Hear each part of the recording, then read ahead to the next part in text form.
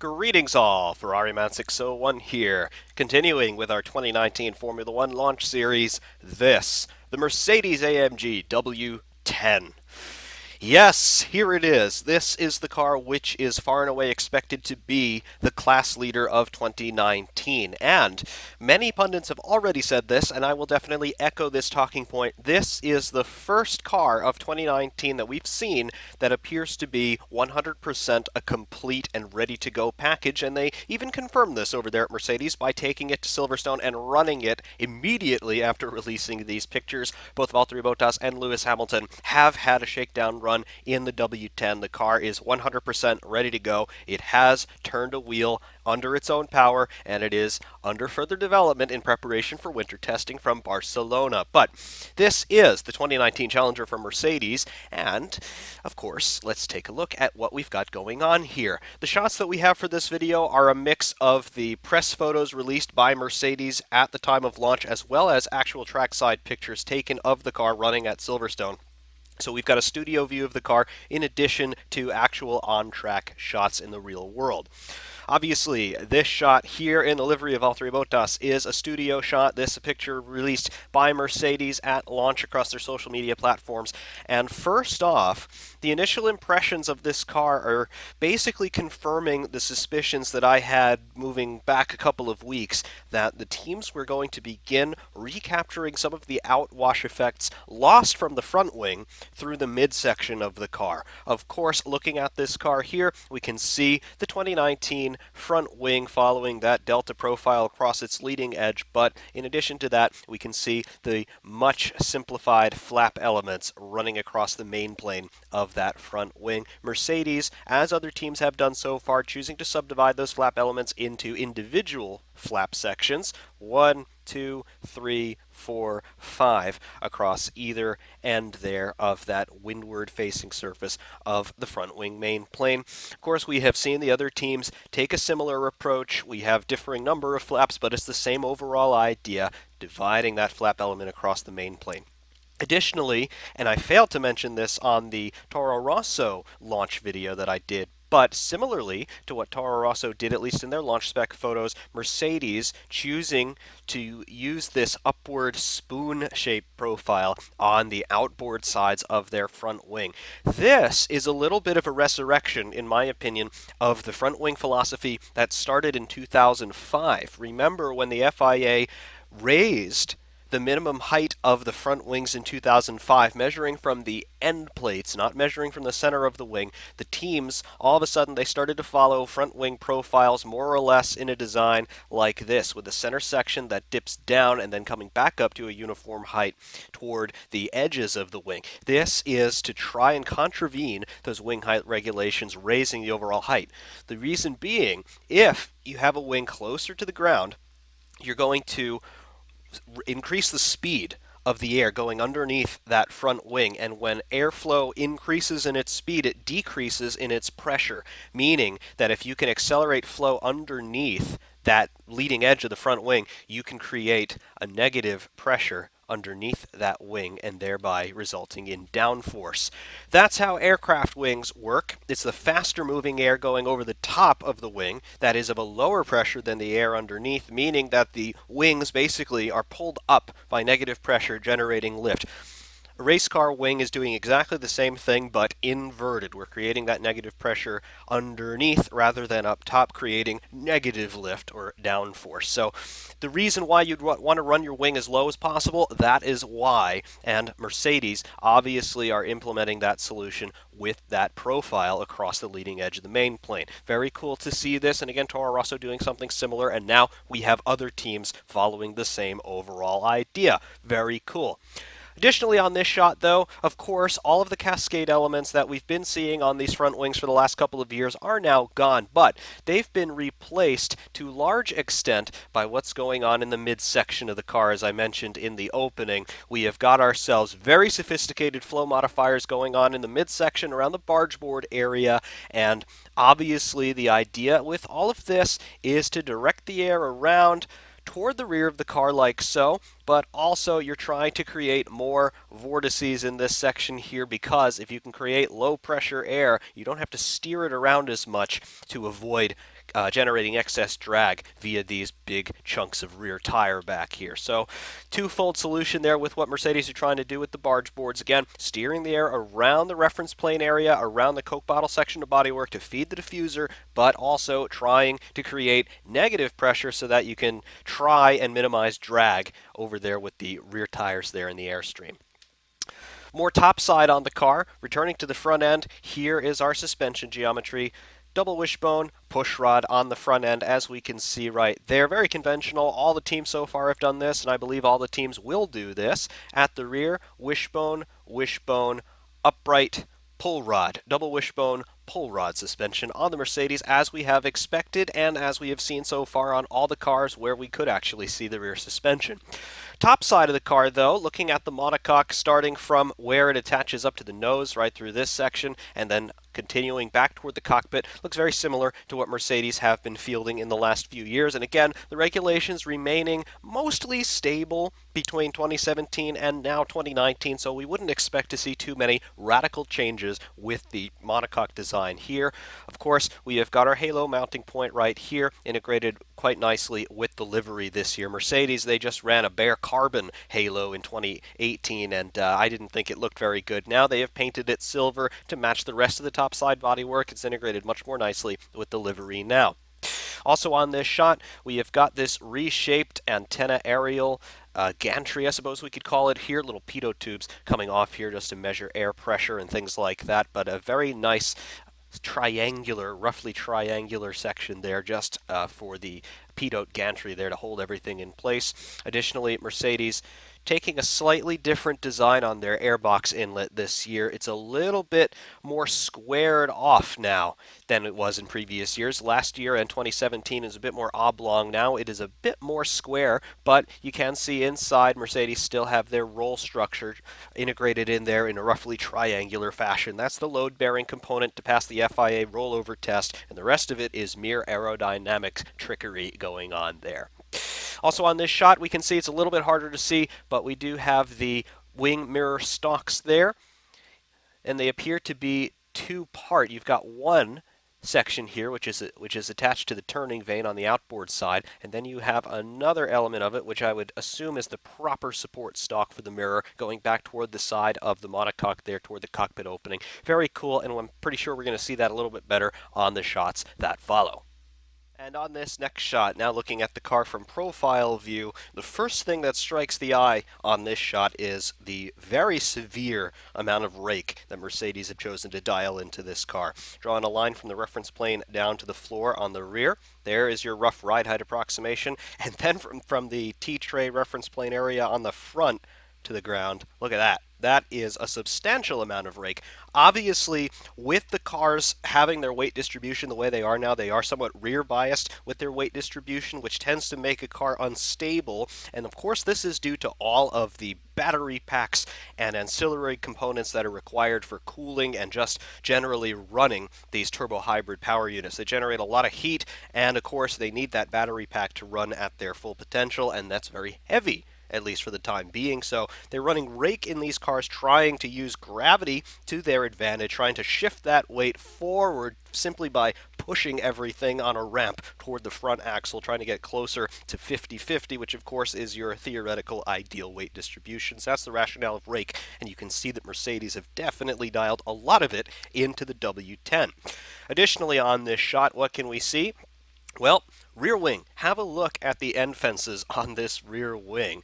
They have a huge slot gap cut right into the lateral edge there of the end fence on both sides. This is reminiscent of what we saw from the Haas. I remember on those shots, because it was black on black against a dark backdrop, it was difficult to get a sense of what those geometries really were, but here on Mercedes, the secret is well and truly out. Here is that very severe crease that we noted on the Haas. Mercedes obviously running something very similar on their wing, and we also have this, of course, big slot cut into the edge of the end fence there. Again, this is just a little bit of fencing to keep the air under control as it's coming down off of the sides of the engine cover underneath the wing to be exhausted out of the car in that rooster tail. Again, if you get an overpressure, you don't want to be stalling the wing, particularly not in its under surface there, running roughly in this sort of direction. So if you do get an overpressure, the air can just bleed out here, or at least I would assume. Appears to be what they're doing.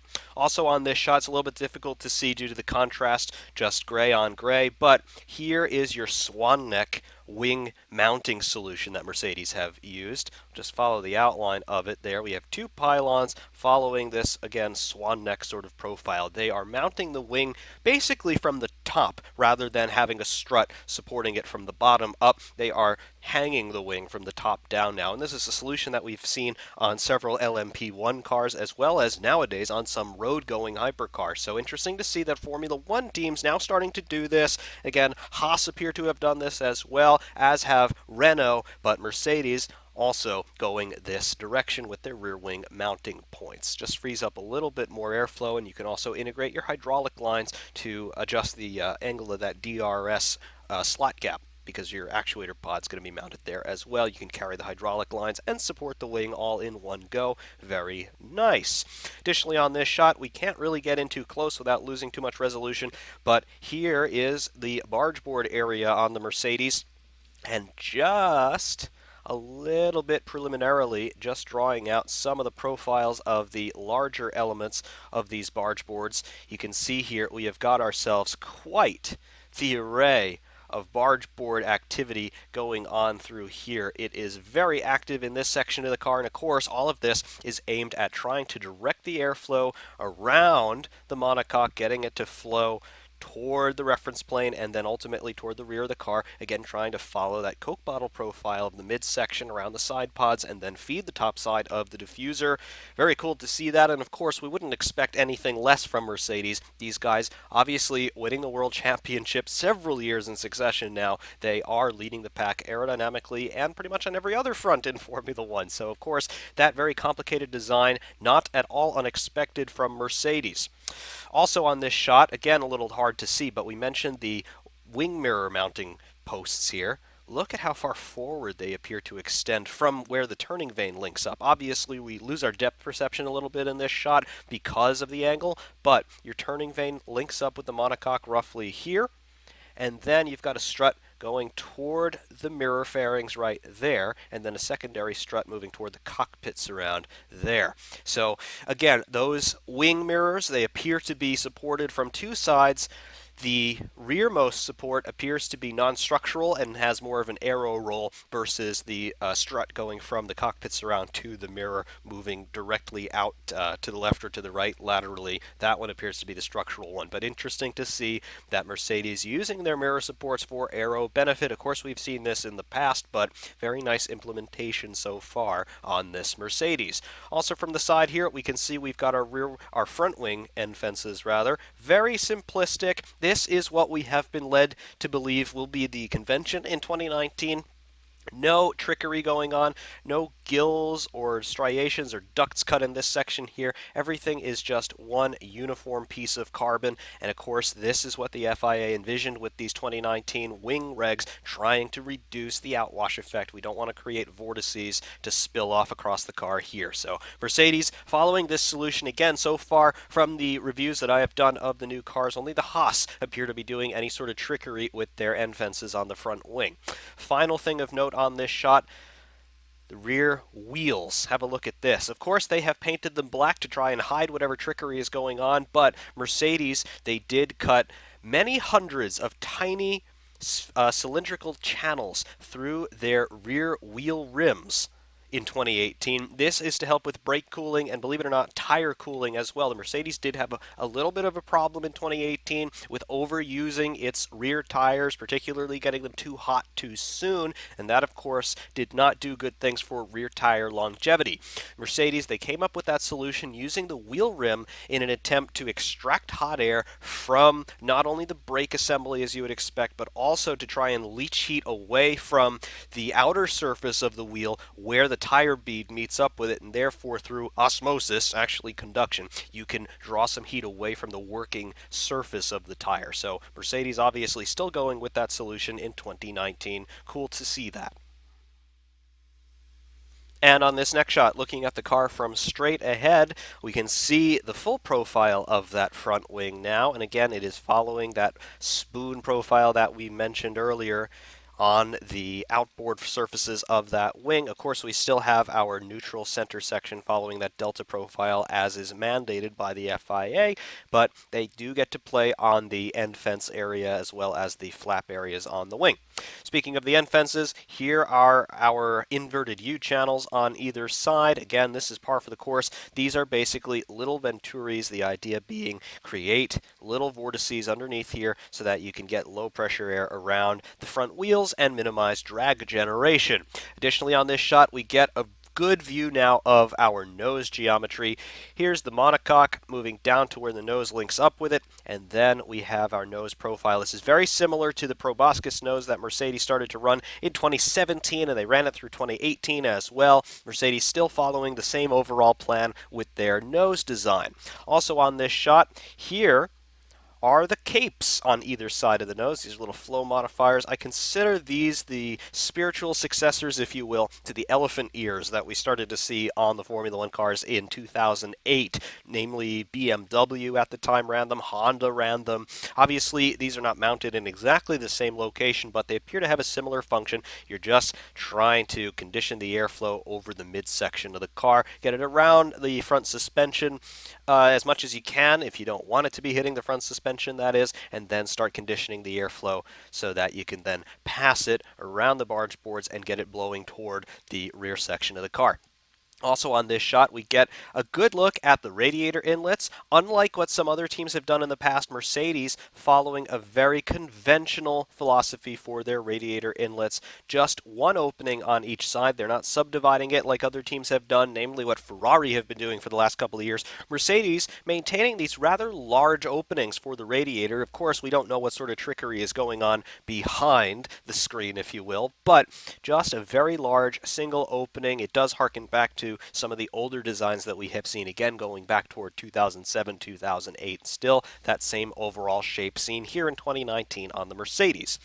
What we did not see 10 years ago, though, this complexity of turning vane detail. Mercedes are really going to town in this section of the car. They're trying to steer some high pressure air more toward top side as it's come off of the front suspension and from the barge boards as well. By the time the air reaches this section of the car, it's going to be very high pressure, meaning that if you pass it through a restriction like this, it's going to continue to accelerate. Its pressure is going to continue to drop, which means that perhaps it will be a little bit more agreeable in trying to attach itself to an adjacent surface and then route it toward the top side of the car, either to accelerate some downwash through the rear wing or to steer some air toward that top section of the diffuser in the rear section of the car. Either way, that's what Mercedes have done with their turning vanes. It's a very cool design, and again, we are seeing similar things on the other cars, but this is Mercedes' interpretation thereof. I think it looks cool, and it'll probably be a very effective solution. Undoubtedly, Mercedes already know this.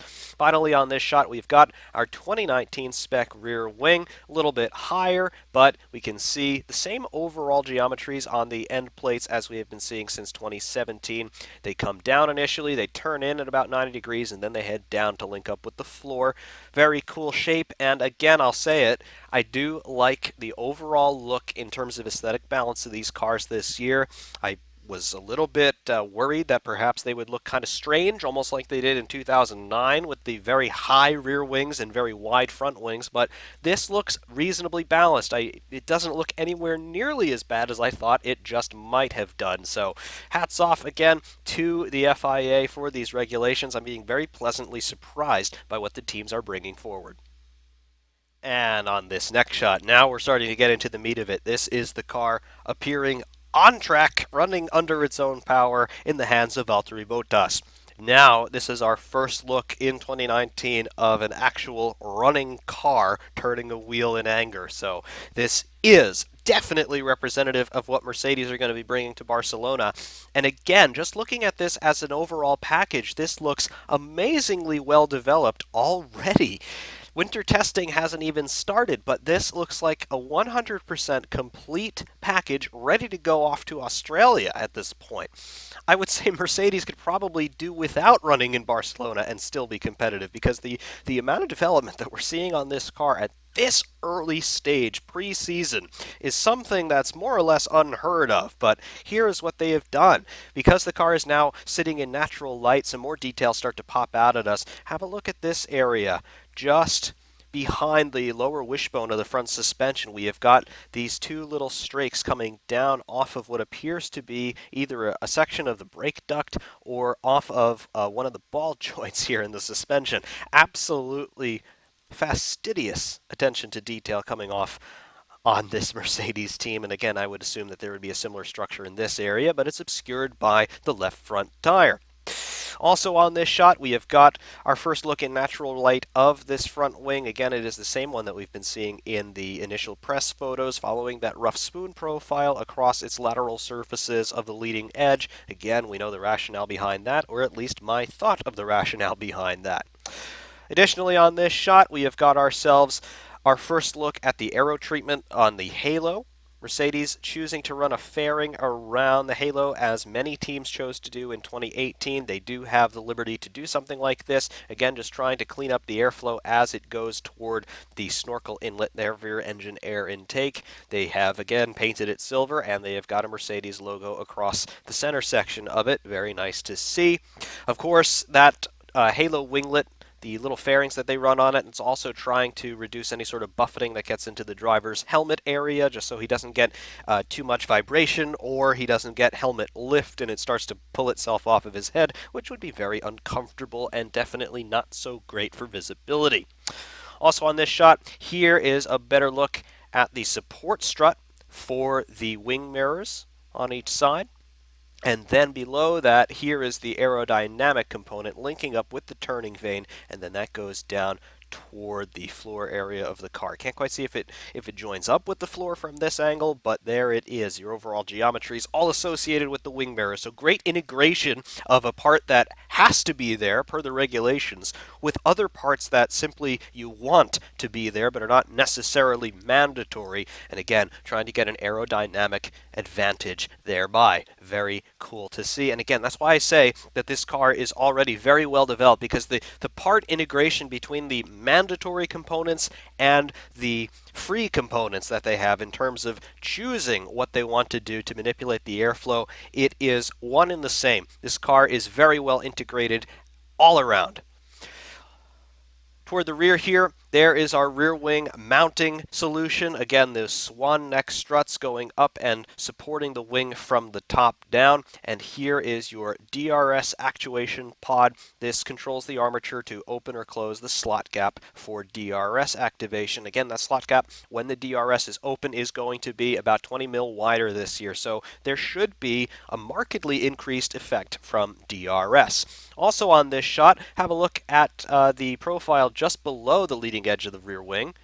Here, it's a little T-wing on the back of this Mercedes, and it appears to pass through the mounting pylons and then goes down through to the other side of the car, obviously just out of sight there, obscured by the engine cover. But there is Mercedes' solution for a T-wing, and even below that, we've got two more interesting details. One, we have a support strut for that T-wing running in that rough area. And then beyond that, we have got a further winglet running between the mounting pylons for that rear wing. Supposedly, this is being called a monkey seat. It's not really a monkey seat because it's not supported from the bottom per se. It's not sitting around the exhaust outlet. But there it is. That is a vestige of the monkey seat, I'll call it. But really, very cool to see this car out on track already in natural light, running under its own power. And again, the part integration on this thing is tremendous already.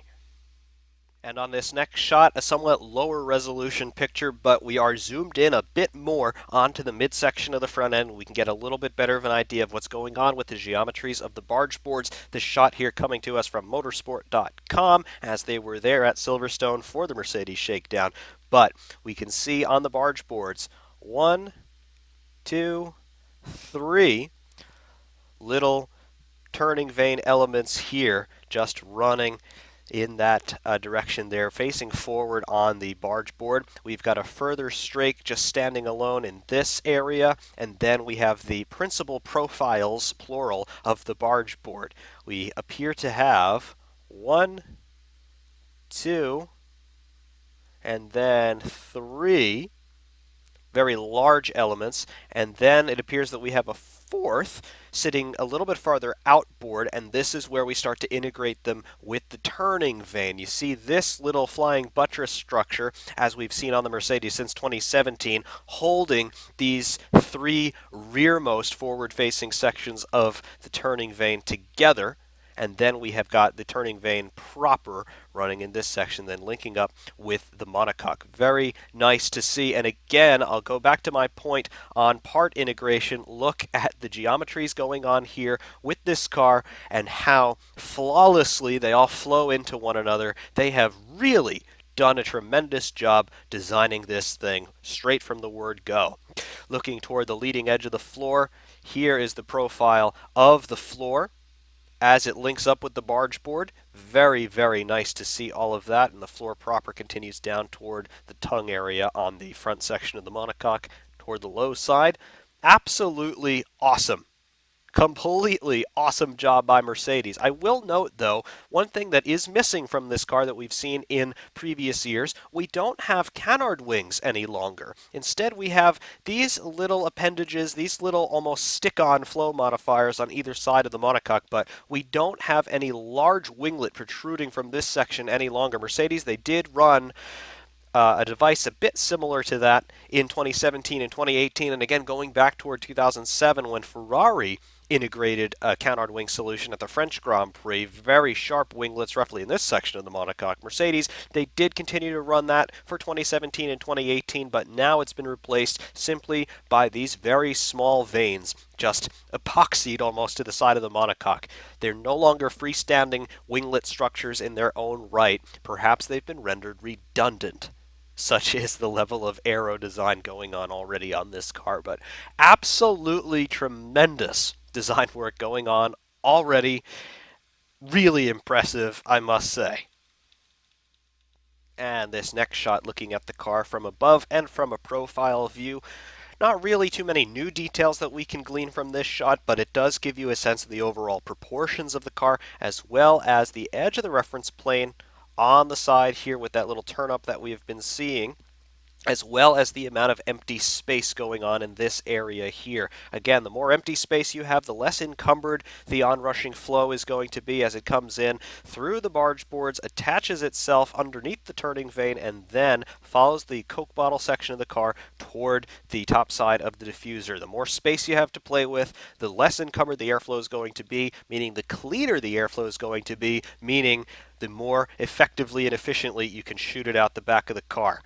Meaning more downforce, meaning more performance, meaning more speed, meaning better qualifying times, meaning better race pace, meaning better race results, meaning championship order. So yes, again, something as simple as the absence of any appendages or bodywork can go a long way, depending on where that absence may be. Also, we can finally get a proper look at the livery that Mercedes are running this year, a slight change from years gone by.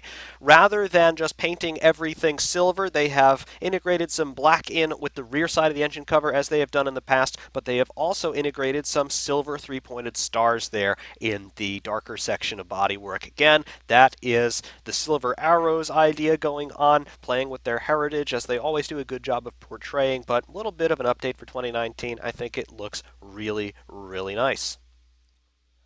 And our final shot, this one a much lower resolution image, but I just thought it was interesting because we have the 2018 car on the bottom and the 2019 car on top, pictured from more or less exactly the same angle, both on their first shakedown runs at Silverstone. Their first ever runs pictured side by side, and there it is, the difference that 1 year makes. Of course, Mercedes won the World Championship last year, but you can see the impact of the 2019 rule changes, particularly on the front and rear wings. Have a look at just how much lower that rear wing is relative to the top of the engine cover versus 2019, they are almost at more or less exactly the same height. Again, raising that minimum height of the rear wing, again, I was very wary of it, but I like it. It balances the overall visual profile of the car. I think it looks very good. And widening the front wing as they have done this year versus 2018, again, the 2019 shot taken from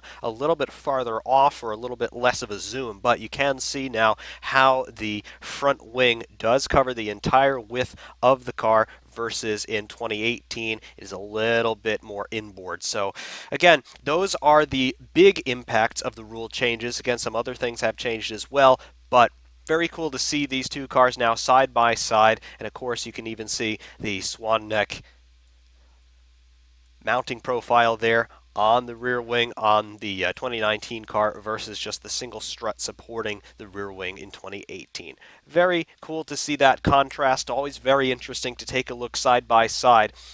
Two cars 1 year removed. You can see the evolution, the rate of development in Formula One. It never slows down. If anything, it accelerates rather than slows down, but it never stays exactly the same. So that's the difference a year makes. You can see how the front wings now are much less sophisticated in terms of aero designs going on. You've got a lot of activity here toward the end fences in 2018, 2019. Pretty much dead quiet.